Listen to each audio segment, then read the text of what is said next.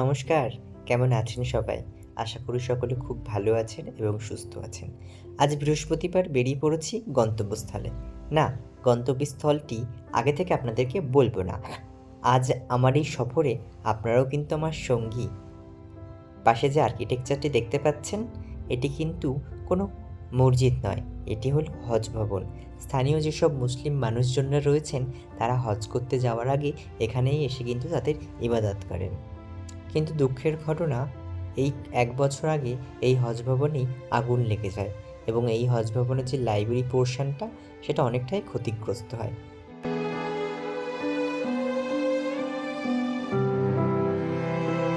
চলে এসেছি গন্তব্যে, এটাকে কিন্তু কেউ গ্রাম ভাববে না। এটা কিন্তু শহরের বুকেই অবস্থিত।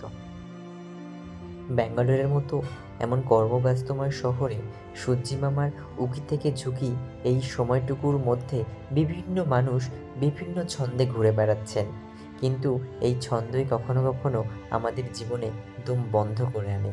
তাই কখনো কখনো জীবনে ছন্দ পতন হওয়াটাও দরকার।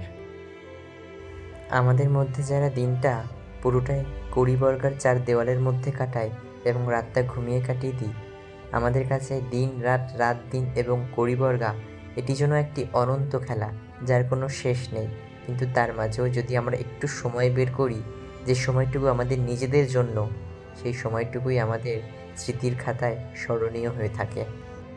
এই ব্যস্ততম জীবনের চাপে কখনো কখনো মনে হয়, জানেন, আমার যদি দুটো ডানা থাকতো তাহলে আমার উড়ে যাওয়ার কোথাও মানা থাকতো না।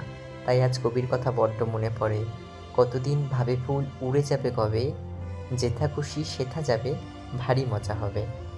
ছোটবেলায় স্যারেরা যখন এইসব কবিতাগুলো পড়াতেন, আমরা তখন ভাবতাম এগুলো হয়তো শুধুই কবিতা, মুখস্থ করা 4টে নম্বর, এইটুকুর মধ্যে হয়তো এর সময়সীমা সীমিত। কিন্তু এখন বুঝতে পারি কবি এগুলো বলেছেন তার নিজের জীবনের উপলব্ধি, পর্যবেক্ষণ দিয়ে, যেগুলো আমাদের জীবনে বারে বারেই ফিরে আসে। এই যে জায়গাটি আপনারা দেখছেন, এটিকে আবানাল্লি ফরেস্ট বলা হয়। গুগল ম্যাপে অক্সিজেন পার্ক বলেও এর যথেষ্ট খ্যাতি রয়েছে। সামনের যে চাষ করা জমিটি দেখছেন, ওর যে মাটিগুলো খানিকটা লাল এবং কাঁকুড়ে মেশানো। চারপাশে আপনারা দেখতেই পাচ্ছেন যে কত ঘাস রয়েছে। দূরে ওই যে টাওয়ারগুলো দেখতে পাচ্ছেন, ওগুলোতে হচ্ছে কারেন্ট সংযোগ করার টাওয়ার। আর এই ঘাসগুলোই বাজারে গিয়ে দেখলাম ৫০ টাকা আটিতে বিক্রি হচ্ছে। যাই হোক, আগে জানলে অন্তত ১ আটি তুলে নিয়ে যেতাম। খেতাম আর না খেতাম সেটা তো পরে দেখতাম। আর দূরে একটা দেখতে পাচ্ছেন বাড়ি দেখা যাচ্ছে, ওটাকে আমি প্রথমে খামার বাড়ি ভেবেছিলাম, কিন্তু না, ওটা খামার বাড়ি নয়, ওটা হচ্ছে এখানকার পেট, মানে কুকুর পোষার ঘর। যারা যারা ব্যাঙ্গালোরে এলেঙ্কা কিংবা হেব্বাল কিংবা পিনিয়া, যশবন্তপুর, ডোড্ডাবালাপুর এইসব জায়গার মধ্যে থাকেন, তারা কিন্তু এই জায়গায় সহজেই আসতে পারবেন। বাস স্ট্যান্ড থেকে জায়গাটি কিন্তু ২ থেকে ৩ কিলোমিটার ভেতরে, সুতরাং আপনি হেঁটেও আসতে পারেন যদি আপনি পারেন, না হলে আপনি কিন্তু ক্যাব বুক করতে পারেন। সরু মেঠো পথ এবং দুই ধারে ঘাস দেখে যেন কবির ভাষায় কিছু পরিবর্তন করে বলতে ইচ্ছে করছে, সহজ ছাড়া ওই রাঙামাটির পথ আমার মন ভুলাই রে।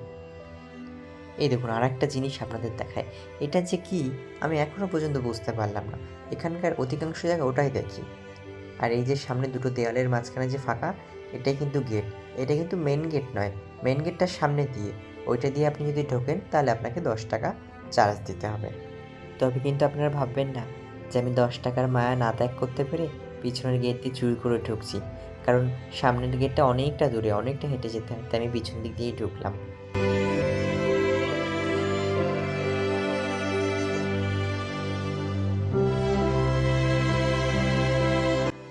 ছোটবেলায় ভূগোল বইতে পড়েছিলাম ব্যাঙ্গালুরু শহরকে গার্ডেন সিটিও বলা হয়। এখন এই গার্ডেন সিটি আইটি হাবে পরিণত হয়েছে। সুতরাং ব্যাঙ্গালোরে এত বড় বড় আইটি কোম্পানিগুলো বানানোর জন্য ব্যাঙ্গালোরের প্রচুর গাছপালাকে ধ্বংস করে সেখানে বহুতল নির্মিত আবাসন বানানো হয়, যার ফলে ব্যাঙ্গালোরের প্রচুর বনজঙ্গল ধ্বংস হয়।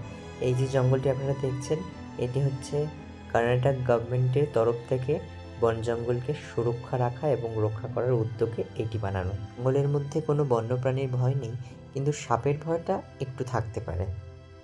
জঙ্গলটা বড়ই নির্জন জঙ্গল, এখানে মানুষজন অতটা আসে না। আর এইগুলোকে দেখুন, এগুলো কী ফল বলুন তো, যদি জেনে থাকেন কমেন্ট বক্সে একবার লিখবেন তো। গাছগুলো দেখুন কত সুন্দর লাগছে। পুরো জঙ্গলটাই ঘন জঙ্গল। দেখছেন চারপাশগুলো কত জঙ্গল। আর এই যে কেন্নটা, এটা আমাদের ওখানকার কলকাতার মতো কেন্ন, কিন্তু সাইজে একটু মোটা।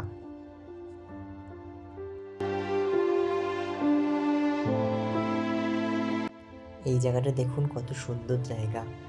এর তলে অনেক কাঠ পড়ে রয়েছে।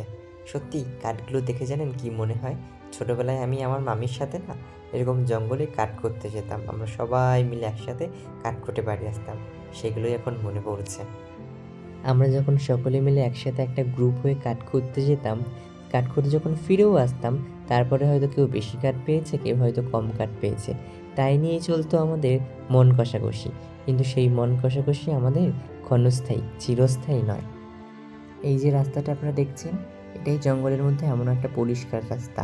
আর কিন্তু কোনো রাস্তায় আপনারা এরকম পরিষ্কার পাবেন না, হয় ঘন জঙ্গল, না হয়তো গাছ কেটে পড়ে রয়েছে, এরকম পুরোটাই কিন্তু প্রচণ্ড ঘন জঙ্গল।